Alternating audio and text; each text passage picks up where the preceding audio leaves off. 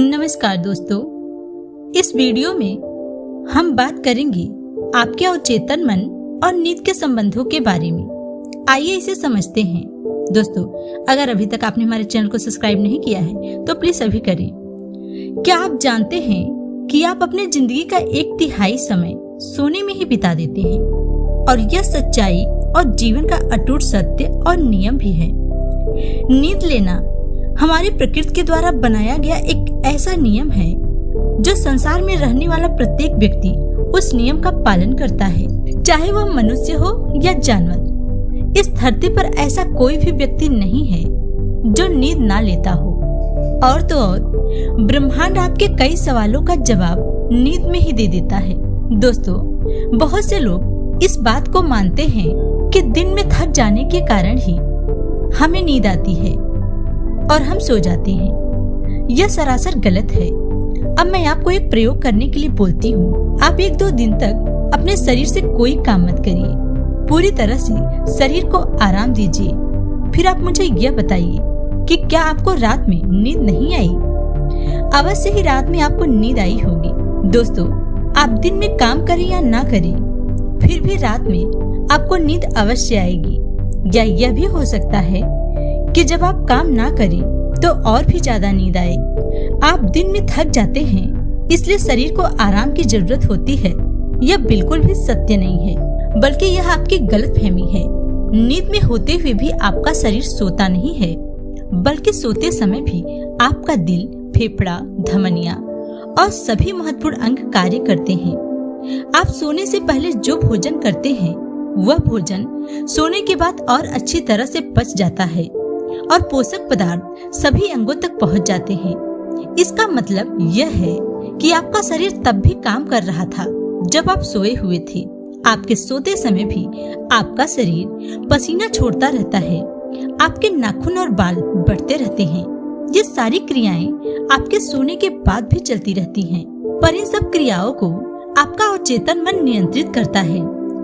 आपका शरीर और मन कभी नहीं सोता है, बल्कि सोने के बाद वह अच्छे से और कार्य करता है और आपके सभी शक्तियों को नियंत्रित करता है। नींद के समय में आपका अवचेतन मन आपके शरीर के रोगों को और जल्दी ठीक करता है, क्योंकि उस समय चेतन मन अवचेतन मन को प्रभावित करता है। दोस्तों, नींद और अवचेतन मन से संबंधित एक कहानी मैं आपको सुनाने जा रही हूँ। यह कहानी एक ऐसे व्यक्ति की है जो कि स्टील की कंपनी में कार्य करता है।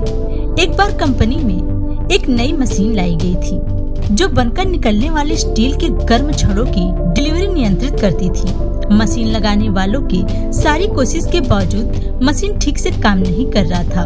इंजीनियरों ने इसे ठीक करने की बहुत कोशिश की, पर कोई फायदा नहीं हुआ।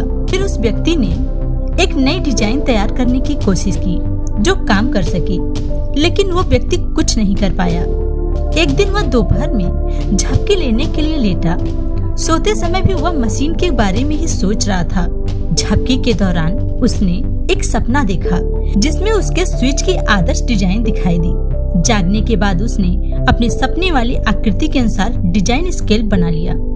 इस डिजाइन के अनुसार स्विच बनाने के बाद मशीन ठीक से कार्य करने लगी। इस कल्पना की झपकी ने उस व्यक्ति को 3 लाख तक का इनाम दिलवा दिया, जो एक कंपनी द्वारा किसी कर्मचारी को नए विचार के लिए दिया गया सबसे बड़ा पुरस्कार था।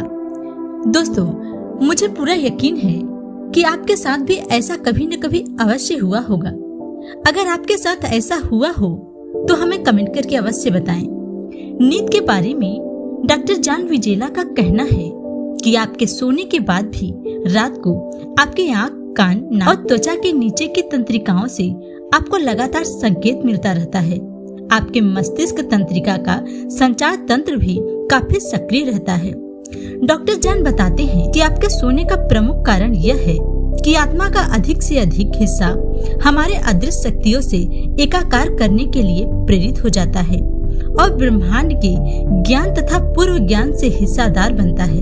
दोस्तों, दिन भर आपका चेतन मन चिंताओं, संघर्ष, परेशानियों में उलझा रहता है। इस समय पर हमारे इंद्रियों पर यथार्थवादी जगत से दूर रखने तथा अवचेतन मन की आंतरिक बुद्धिमत्ता से मौन संप्रेषण करने की जरूरत होती है। इसी से वह आराम करता है। इंद्रियों और रोजमर्रा के शोर शराबे और द्विधाओं से नियमित रूप से दूर हटना ही नींद का एक प्रकार है। यानी आप इंद्रियों की दुनिया के लिए सोते हैं, अपने अवचेतन मन की बुद्धिमत्ता और शक्ति के लिए जागृत होते हैं। दोस्तों, इसी तरह यदि आप नींद में कमी लाते हैं तो यह आपको चिड़चिड़ा, निराशावादी और तुक मिजाज भी बना सकता है। सभी इंसान को स्वस्थ रहने के लिए 6 घंटों की नींद आवश्यक है, और अगर आप सोचते हैं कि इसमें कम में आप काम चला सकते हैं तो आप खुद को बेवकूफ बना रहे होते हैं। ये एक न एक दिन आपको गलत परिणाम अवश्य देगा। इसलिए दोस्तों, आप रोज कम से कम 6 घंटों की नींद अवश्य लें। आपने पुराने जमाने के लोगों के द्वारा यह कहते हुए जरूर सुना होगा कि हमें सोने से पहले और उठने के बाद प्रकृति को और परमात्मा को धन्यवाद देना चाहिए। इस बात का सीधा संबंध आपके अवचेतन मन से।